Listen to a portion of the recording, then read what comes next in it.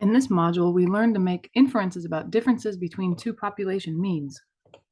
We select independent random samples from two different populations and find the difference in the sample means.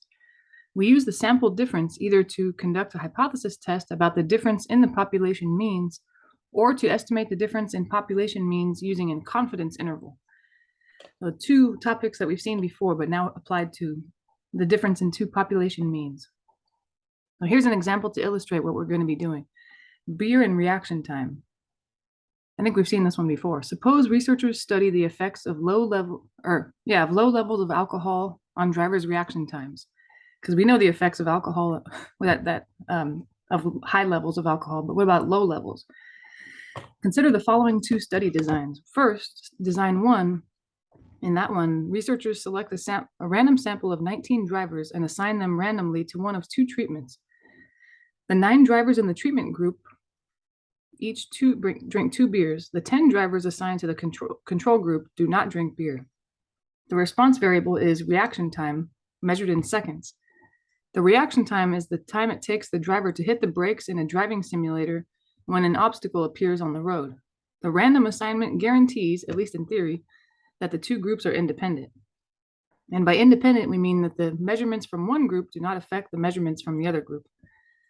So they have a little illustration down below. Those will come down and see that. On the left, the people with the purplish pink shirts, they are the control group. They've had no beer.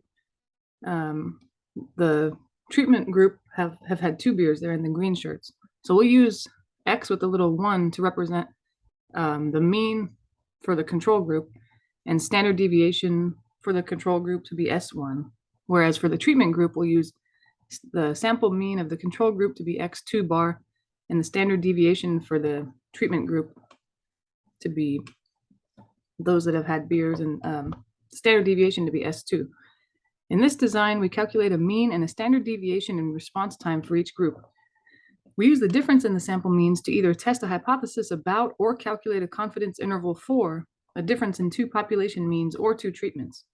And then on the other hand, a different design could be that researchers randomly select 8 drivers. The experiment is a matched pair design with 2 measurements taken for each driver. The researchers measure the reaction times in the driving simulator before and after the consumption of 2 beers. Here, the measurements are dependent because the subject's driving skills can impact his or her reaction time when sober and after 2 beers. Now let's look at that. Okay. In this design, we first calculate the differences in the 2 measurements for each driver. Then we calculate the mean and the standard deviation of this list of numbers. We use the single sample mean to either test a hypothesis about or calculate a confidence interval for a single population or a treatment group, or the treatment effect. This is one of the types of inference we did in the previous section. So the first design had this group of people over here on the left. They would not drink any beer the whole time, the people here in purple.